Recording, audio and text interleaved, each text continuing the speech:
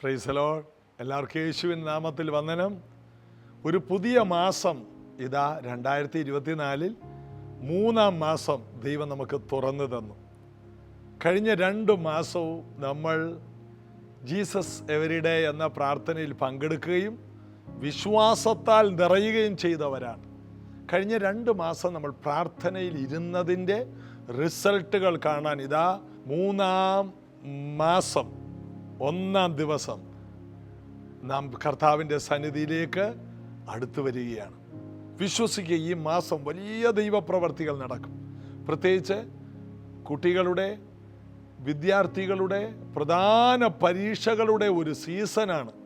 പഠനത്തെക്കുറിച്ചുള്ള ടെൻഷനൊക്കെ നടക്കുന്ന ഒരു വലിയ സമയമാണ്. മാതാപിതാക്കൾക്കും കുഞ്ഞുങ്ങൾക്കെല്ലാം വലിയ ആദിയാണ്. എന്തായി തീരും, എനിക്ക് നല്ല മാർക്ക് വാങ്ങണം, വേണ്ട രീതിയിൽ പഠിക്കാൻ പറ്റിയില്ല, കോളേജിൽ സ്കൂളിലൊക്കെ പല വിഷയങ്ങളും പഠിപ്പിച്ചു തീർന്നില്ല, എന്തെല്ലാം ടെൻഷനുകളാണ് ഈ മാർച്ച് മാസത്തിലുള്ളത്. എന്നാൽ ജ്ഞാനമായവൻ, നമ്മൾ ഈ ദിവസങ്ങളൊക്കെ ചിന്തിക്കുന്നത് ശലോമോനേക്കാൾ വലിയവനെക്കുറിച്ചാണ്. യേശു നമ്മുടെ ജ്ഞാനമായാൽ എല്ലാ പ്രശ്നങ്ങൾക്കും പരിഹാരമുണ്ടാകും. മാർച്ച് മാസം ഒരു അത്ഭുത മാസമായിരിക്കും, ഞാൻ നിങ്ങൾക്ക് ഉറപ്പ് തരുന്നു. ഈ വർഷം നമ്മൾ പേരിട്ടതുപോലെ കുതിച്ചുയരുന്ന വർഷം, അതിൻ്റെ കുതിച്ചുയരുന്ന മാസം തന്നെയാണ് ഈ മാസം. കഴിഞ്ഞ 2 മാസം നമ്മുടെ വിമാനം റൺവേയിലൂടെ പതുക്കെ ഓടുകയായിരുന്നു. ഇപ്പോഴിതാ കുതിപ്പിൻ്റെ സമയം എത്തിക്കഴിഞ്ഞു. കുതിച്ചുയരണം. അസാധാരണമായ ഉയർച്ചകളും നന്മകളും പുതുവഴികളും നമ്മെ കാത്തിരിപ്പുണ്ട്. പൗലോസ് പറഞ്ഞതുപോലെ, എനിക്ക് വലുതും സഫലവുമായ വാതിൽ തുറന്നിരിക്കുന്നു. ഈ മാർച്ച് മാസത്തിനായിട്ട് എല്ലാവരും ഒന്ന് സ്തോത്രം ചെയ്തേ. എല്ലാവരും കർത്താവിന് നന്ദി പറഞ്ഞേ. കർത്താവേ നന്ദി പറ. എല്ലാവരും കർത്താവിന് നന്ദി പറ. പുതിയ മാസം, ഈ മാസം ദൈവമുണ്ടാക്കിയ മാസം. ഈ മാസം ഞങ്ങൾ സന്തോഷിക്കും. ഈ മാസം ഞങ്ങൾക്ക് പുതിയ വഴികൾ തുറക്കും. ഈ മാസം ഞങ്ങളുടെ അസ്ഥി താഴ്വര ഒരു സൈന്യ താഴ്വരയാകും. ഈ മാസം അത്ഭുത സൗഖ്യങ്ങൾ നടക്കും.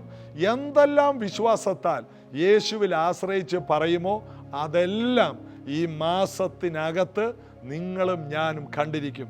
മകളെ, നിന്റെ വിശ്വാസം വലിയത് എന്ന് പറഞ്ഞതുപോലെ വലിയ വിശ്വാസത്തിൻ്റെ വാക്കുകൾ ഈ മാസം നമുക്ക് ഉപയോഗിക്കാൻ കർത്താവ് കൃപ തരട്ടെ. മാർച്ച് മാസത്തെ നമുക്ക് ആഘോഷത്തിൻ്റെ മാസമാക്കി മാറ്റാം. ചേർന്ന് പാടി നമുക്ക് യേശുവിനെ ആരാധിക്കാം. There is power in the name of Jesus. There is power in the name of Jesus. There is power in the name of Jesus to break every chain, to break every chain, to break every chain, to break every chain, to break every chain, to break every chain. And there is power in the name of Jesus. And there is power in the name of Jesus. And there is power in the name of Jesus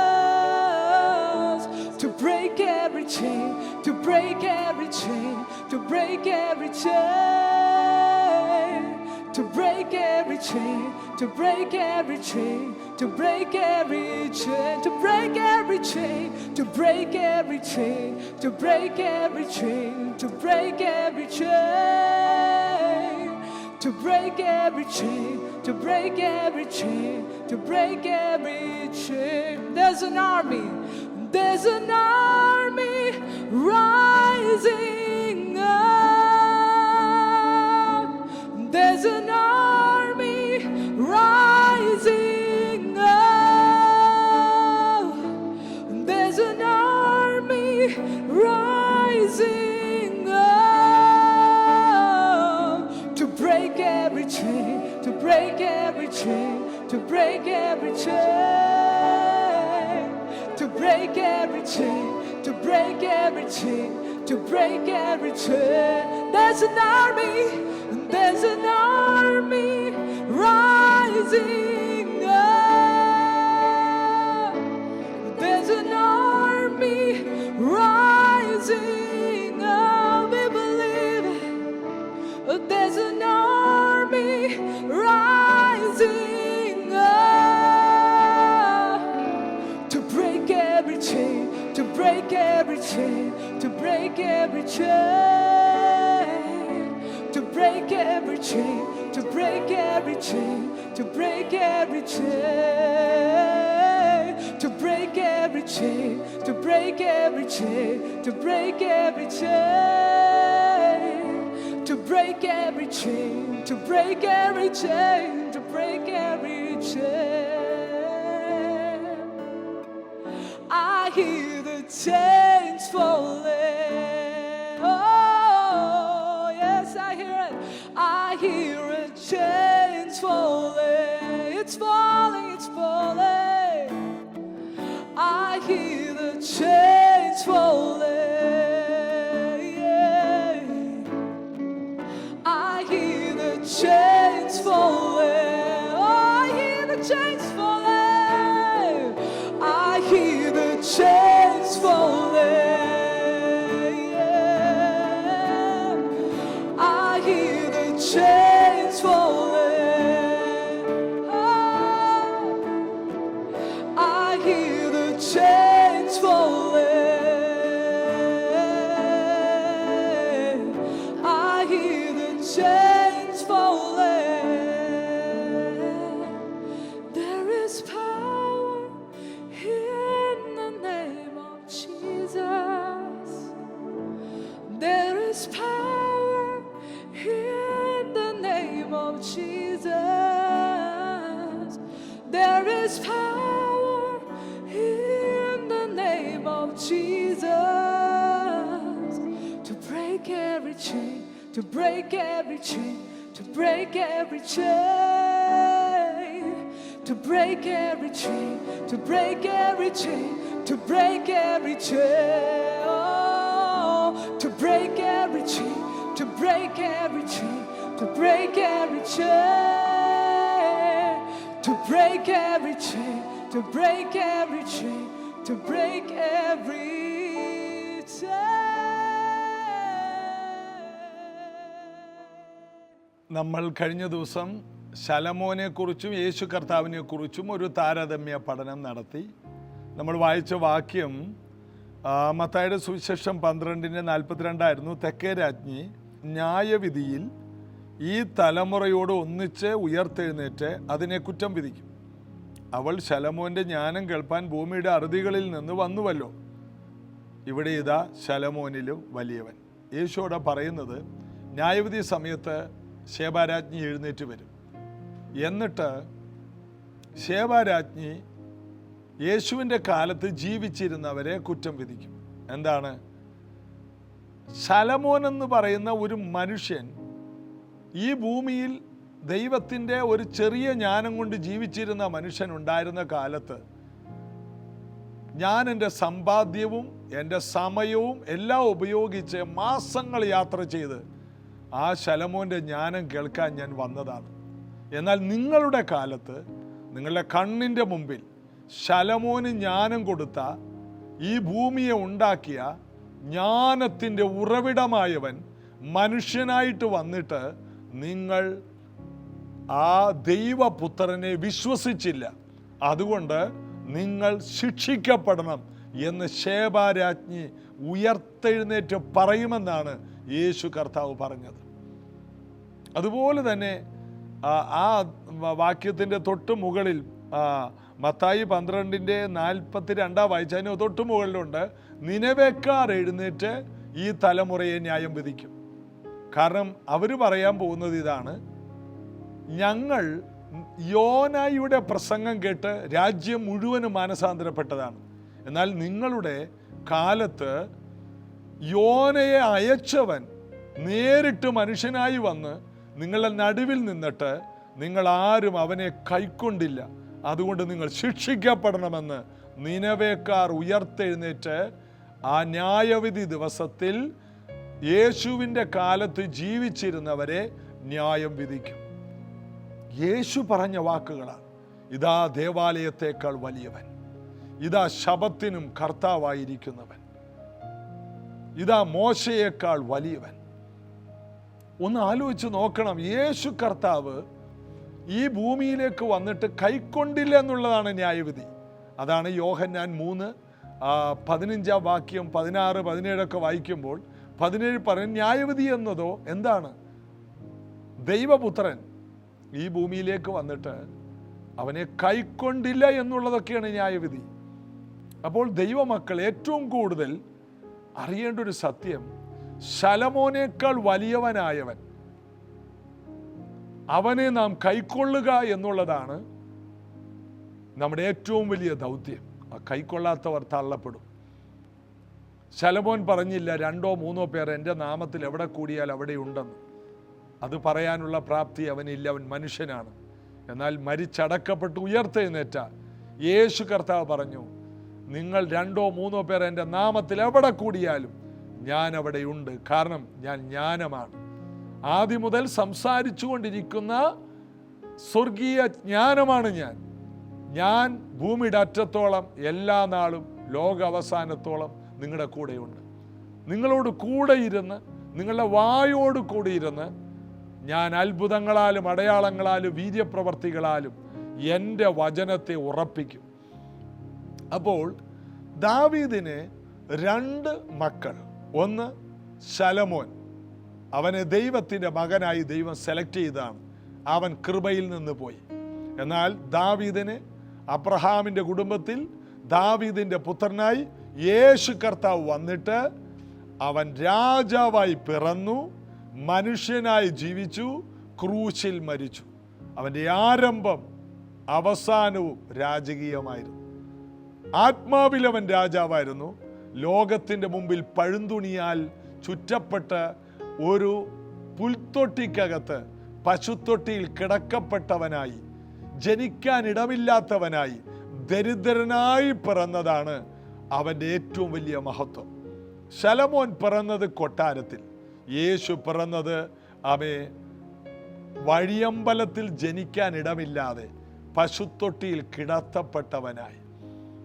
അവൻ ആരായിരുന്നു? രാജാവായിരിക്കുമ്പോൾ തന്നെ ജനിക്കാൻ ഇടമില്ലാതെ പിറക്കപ്പെട്ടവനാണ് യേശു കർത്താവ്. അവൻ സ്വന്തത്തിലേക്ക് വന്നു. എന്തിനെ? എല്ലാവർക്കും ജ്ഞാനം പകർന്നു കൊടുക്കുവാൻ.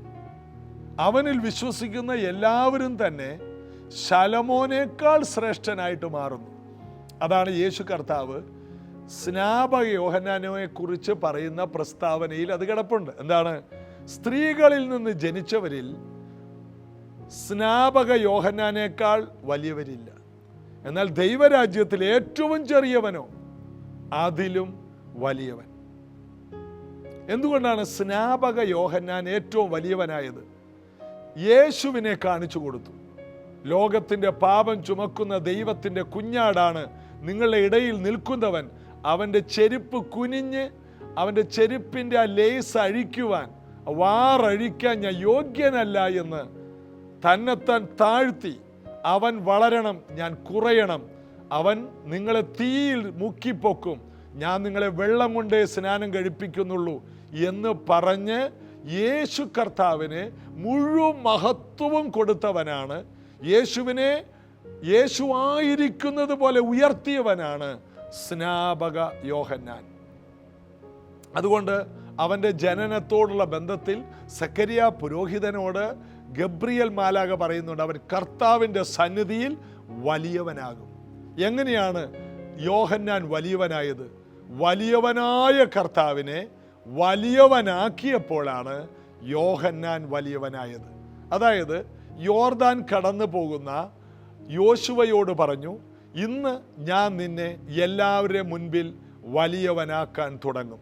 യോർദാൻ കടന്നു കഴിഞ്ഞപ്പോൾ ദൈവം പറഞ്ഞു, ഇന്ന് ഞാൻ നിന്നെ എല്ലാവരും കാണുക വലിയവനാക്കിയിരിക്കുന്നു. യോശുവയുടെ പുസ്തകം 3, 4 അധ്യായങ്ങൾ വായിച്ചാൽ നമുക്കത് കാണാൻ കഴിയും. വലിയവനാക്കുക. അപ്പോൾ യോഹന്നാൻ കർത്താവിൻ്റെ സന്നിധിയിൽ വലിയവനായി. അപ്പോൾ ദൈവപുത്രനെ മശിഹായെ വലിയവനായി ചിത്രീകരിക്കുന്നവരാണ് വലിയവരാകുന്നത്. അതുകൊണ്ട് യേശു പറഞ്ഞു, യോഹന്നാനെ പോലെ ആരും ഇല്ല സ്ത്രീകളിൽ നിന്ന് ജനിച്ചവരിൽ. എന്നാൽ ദൈവരാജ്യത്തിൽ ഏറ്റവും ചെറിയവൻ അതിലും വലിയവനാണ്. കാരണം ഇവരെല്ലാം പഴയ നിയമത്തിൻ്റെ അവകാശികളാണ്, വകയാണ്. നിങ്ങൾ വീണ്ടും ജനിച്ചവരാണ്. ദൈവരാജ്യത്തിൽ ഏറ്റവും ചെറിയവൻ യേശുവിനെ കർത്താവും രക്ഷകനുമായി സ്വീകരിച്ചവരാണ് ദൈവരാജ്യത്തിൽ. പഴയ നിയമത്തിലുള്ള വിശുദ്ധന്മാരാരും ദൈവരാജ്യത്തിലല്ല, അവർ ഈ ഭൂമിയിലായിരുന്നു. അപ്പോൾ തന്നെ അവർ ദൈവത്തിന് വേണ്ടി ഈ ഭൂമിയിൽ വലിയ കാര്യങ്ങളൊക്കെ ചെയ്തു. എന്നാൽ ദൈവരാജ്യത്തിലെ ഏറ്റവും ചെറിയവൻ പോലും അസാധാരണ ജ്ഞാനമുള്ളവരാണ്. ശലോമോനേക്കാൾ വലിയവരാണ്, മോശയേക്കാൾ വലിയവരാണ്. അറിയണം, നമ്മുടെ വലിപ്പം നമ്മൾ അറിയണം. യേശു ക്രിസ്തുവിനെ കർത്താവും രക്ഷകനുമായി സ്വീകരിച്ച ഒരു വ്യക്തിയെക്കുറിച്ച് ആ വ്യക്തി ശരിയായി പഠിച്ചിരിക്കണം. നമ്മുടെ നില നാം അറിയണം.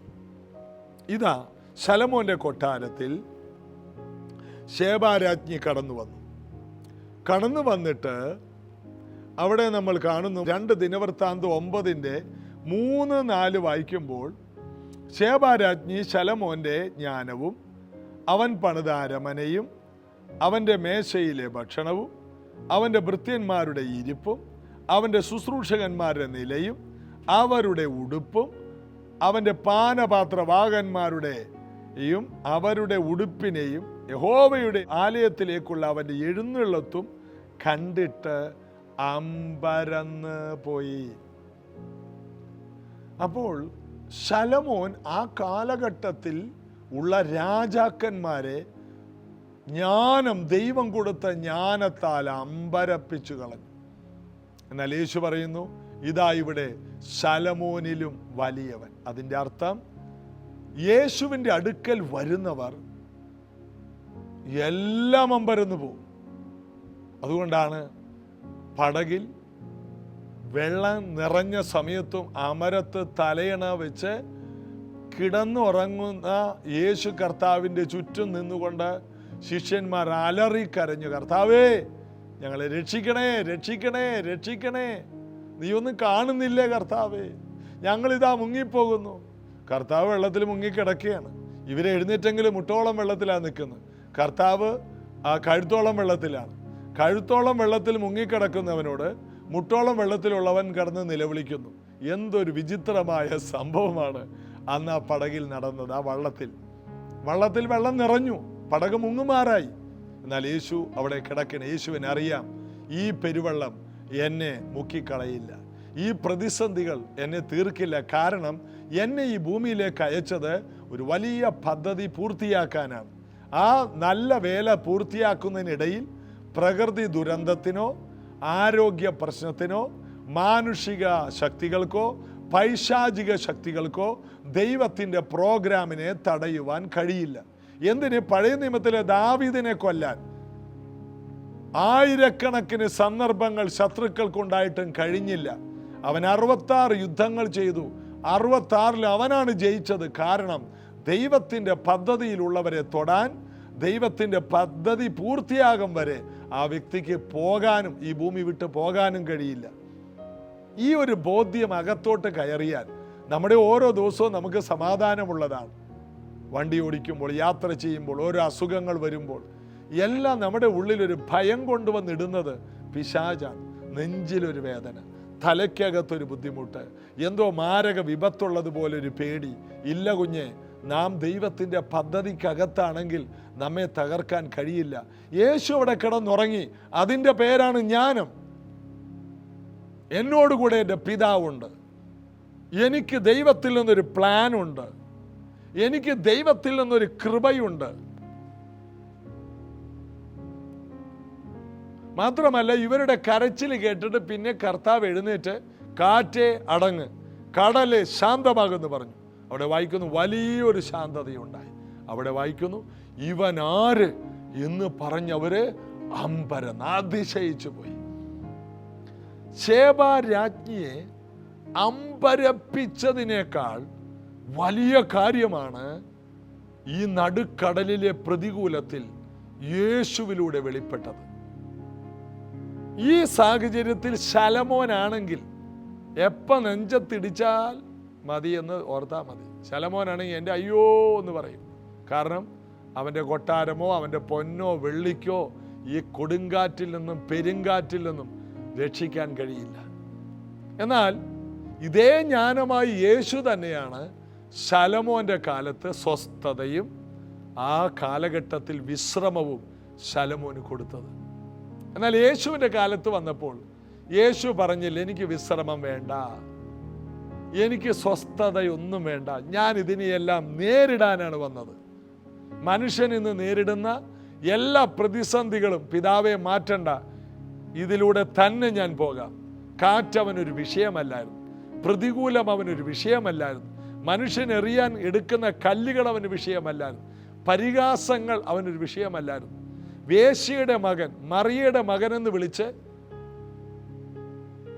പിഴച്ച സന്തതി എന്ന് വിളിച്ചിട്ട് പോലും യേശു അവിടെയൊന്നും തളർന്നില്ല. മാനസികമായ പീഡനം, ശാരീരികമായ ദുരന്തങ്ങൾ, സാമ്പത്തികമായ പ്രതിസന്ധികൾ, ഇതിനെയെല്ലാം വെല്ലുവിളിക്കാനാണ് കർത്താവ് ഈ ഭൂമിയിലേക്ക് കടന്നു വന്നത്. യേശു വിഷയങ്ങളെ നേരിട്ടു, കാരണം അവൻ ജ്ഞാനത്തിൻ്റെ ഉറവിടമാണ്. അപ്പോൾ നമ്മുടെ ജീവിതത്തിൽ വിഷയങ്ങൾ മാറ്റാനും കർത്താവിന് കഴിയും. വിഷയങ്ങളിലൂടെ തന്നെ കയറിയിറങ്ങി നമ്മെ കുറച്ചുകൂടി മാറ്റുവാനും കർത്താവിന് കഴിയും. വിഷയങ്ങളെയും അവന് മാറ്റാൻ കഴിയും, വിഷയങ്ങളിലൂടെ നമ്മെ മാറ്റുവാനും കഴിയും. എന്തായാലും ദൈവം വിഷയങ്ങളെ മാറ്റിയാലും സ്തോത്രം, വിഷയങ്ങളിലൂടെ ഞങ്ങളെ മാറ്റിയാലും സ്തോത്രം. എല്ലാം നന്മയ്ക്കാണെന്ന് പറഞ്ഞ് സ്തോത്രം പറയുവാൻ നമുക്ക് കൃപയുണ്ടാകട്ടെ. ശേബ രാജ്ഞി ഈ ശലോമോൻ്റെ ജ്ഞാനവും അവൻ്റെ നന്മകളും അവൻ്റെ പ്രാപ്തിയും അവൻ്റെ കഴിവുകളും എല്ലാം കണ്ട് അമ്പരന്ന് പോയെങ്കിൽ, യേശുവിൻ്റെ കാലത്ത് കൂടെ നടന്ന ശിഷ്യന്മാർ, ആ സാധുക്കളായിട്ടുള്ളവർ ഇത് കണ്ട് അമ്പരന്ന് പോയെന്ന് മാത്രമല്ല, പിന്നത്തേതിൽ ഭൂമിയെ കീഴ്മേൽ മറിക്കുന്നവരാക്കി ദൈവം അവരെ മാറ്റി. അമ്പരപ്പിക്കുന്ന സാഹചര്യങ്ങളെ അതിജീവിക്കുന്ന കർത്താവിൻ്റെ ആത്മാവിൽ നിറഞ്ഞ അവർ പോയിടത്തെല്ലാം ജനങ്ങളുടെ സ്ഥിതികളെ മാറ്റി. അവരുടെ മുമ്പിൽ മരിച്ചവർ എഴുന്നേറ്റു, ഉയർത്തെഴുന്നേറ്റു. മാറാവ്യാധികൾ സൗഖ്യമായി, നിഴൽ തട്ടി രോഗികൾ സൗഖ്യമായി, അവരുടെ തൂവാലകൾ കൊണ്ടുപോയി ഇട്ട സ്ഥലത്ത് ഭൂതങ്ങൾ വിട്ടുമാറി, മുടന്തന്മാർ ചാടിയെഴുന്നേറ്റു. ഇതാ ശലോമോനിലും വലിയവൻ വെളിപ്പെട്ടപ്പോൾ നടക്കുന്ന അനുഗ്രഹങ്ങൾ എത്ര വലുതാണ്. നമുക്ക് കർത്താവിൽ, അവൻ്റെ അമിത ബലത്തിൽ, അവൻ്റെ ജ്ഞാനത്തിൽ, അവൻ്റെ കൃപയിൽ നമുക്ക് ആശ്രയിക്കാം. 1 കൊരിന്ത്യർ 1 പറയുന്നത് പോലെ അവൻ നമുക്ക് വേണ്ടി ജ്ഞാനവും നീതിയുമായി തീർന്നു. അപ്പോൾ യേശു നമ്മുടെ ജ്ഞാനം, നമുക്കുള്ളത് ശലോമോൻ്റെ ജ്ഞാനമല്ല, സദൃശ്യവാക്യം സഭാപ്രസംഗിയും കാണാതെ പഠിച്ചിട്ട് കിട്ടിയ ജ്ഞാനമല്ല, അവൻ നമ്മുടെ ജ്ഞാനമായി മാറി. യേശു നമ്മിൽ വന്നപ്പോൾ, യേശുവിൻ്റെ ആത്മാവ് നമ്മിൽ വന്നപ്പോൾ, നാം വാ തുറക്കുമ്പോൾ ഇപ്പോൾ വരുന്നത് ശലോമോൻ്റെ ജ്ഞാനമല്ല, മറ്റുള്ളവരെ അമ്പരപ്പിക്കുന്ന സ്വർഗീയ ജ്ഞാനമാണ്. ഈ ജ്ഞാനത്താൽ ജീവിക്കുവാൻ ദൈവം നമുക്ക് കൃപ തരട്ടെ. സൂപ്പർ നാച്ചുറൽ കാര്യങ്ങൾ യേശുവിലൂടെ നമ്മിലൂടെ വെളിപ്പെടുത്തുവാൻ ദൈവം ആഗ്രഹിക്കുന്നു. പ്രാർത്ഥിക്കാം. യേശുവേ, ഇന്ന് ഞങ്ങൾ ധ്യാനിച്ച പഠിച്ച ഈ ദൈവവചന ഭാഗങ്ങളിലൂടെ ഞങ്ങൾക്ക് ലഭിച്ച അതിമഹത്തായ ആലോചനകളെ സ്വീകരിക്കുന്നു. ജ്ഞാനം കൊണ്ട് നിറയ്ക്കണമേ. നിങ്ങളിൽ ഒരാൾക്ക് ജ്ഞാനം കുറവാണെങ്കിൽ ഔദാര്യമായി തരുന്ന ദൈവത്തോട് ഒട്ടും സംശയിക്കാതെ ചോദിക്കാൻ പറഞ്ഞല്ലോ. വിദ്യാഭ്യാസത്തിലായിരിക്കുന്ന കുഞ്ഞുങ്ങൾക്ക് പരീക്ഷയുടെ സമയങ്ങൾ, പ്രധാന പരീക്ഷകളുടെ ഒരു സീസണാണല്ലോ. വിദ്യാഭ്യാസത്തിൽ പഠനത്തിലായിരിക്കുന്ന കുഞ്ഞുങ്ങൾക്ക് അസാധാരണമായ ജ്ഞാനം കർത്താവേ അവർക്ക് കൊടുക്കണമേ. അവരുടെ ഓരോ പരീക്ഷകളിലും ക്വസ്റ്റ്യൻ പേപ്പറുകൾ കയ്യിൽ കിട്ടുമ്പോൾ ഒട്ടും പേടിക്കാതെ എല്ലാറ്റിനും ആൻസർ മനോഹരമായി എഴുതുവാൻ അവരുടെ ബുദ്ധി, ജ്ഞാനം, ഹാർഡ് വർക്ക് മെൻറ്റാലിറ്റി എല്ലാം തുറന്നു വരട്ടെ. വളരെ ഉത്സാഹത്തോടെ കുഞ്ഞുങ്ങൾ പഠിച്ച് വലിയ വിദ്യാഭ്യാസങ്ങളെ നേടട്ടെ. അവരുടെ മാതാപിതാക്കൾ ആഘോഷിക്കട്ടെ. ഈ പ്രാർത്ഥനയിൽ പങ്കെടുക്കുന്ന എല്ലാ കുഞ്ഞുങ്ങൾക്കും വിശേഷമായ കൃപയുണ്ടാകട്ടെ. എല്ലാ വാതിലുകളും തുറക്കട്ടെ. സ്വർഗീയമായ ഉറവകൾ തുറന്നു വരട്ടെ. യേശുവിൻ നാമത്തിൽ പിതാവേ, ആമേൻ. പരിശുദ്ധാത്മാവിൻ്റെ നിറവിൽ, യേശുവിൻ്റെ കൃപയിൽ നമുക്ക് ആശ്രയിക്കാം. ഇന്ന് വൈകിട്ട് നമുക്ക് 7 മണിക്ക് സൂമിലൊരു പ്രാർത്ഥനയുണ്ട്. അത് പിന്നത്തേതിൽ നമുക്ക് ലൈവായി യൂട്യൂബിൽ കാണാൻ കഴിയും. ആ പ്രോഗ്രാമുകളിൽ നിങ്ങൾക്ക് കൂടുതൽ പങ്കാളിത്തം വഹിക്കാൻ ഏത് സമയത്തും പിന്നത്തേതിൽ കഴിയും. ഓരോ പ്രാർത്ഥനകളും എന്നെ കേൾക്കുന്ന, ഞങ്ങളെ കേൾക്കുന്ന ഓരോരുത്തർക്കും വിടുതലാകട്ടെ. ഈ മീറ്റിങ്ങിൻ്റെ അനുഗ്രഹത്തിനായി ഒരു സാമ്പത്തിക കൈത്താങ്ങൽ തരുവാൻ നിങ്ങൾക്ക് താല്പര്യമുണ്ടെങ്കിൽ ഞങ്ങളിടയ്ക്ക് സ്ക്രീനിലിടുന്ന ഡീറ്റെയിൽസ് നിങ്ങൾ നോക്കുകയും അതിനനുസരിച്ച് പ്രതികരിക്കുകയും ചെയ്യുക. കർത്താവ് അനുഗ്രഹിക്കട്ടെ. നാളെ ഇതേ സമയത്ത് നമുക്ക് ഒരുമിച്ച് കാണാം. God bless you.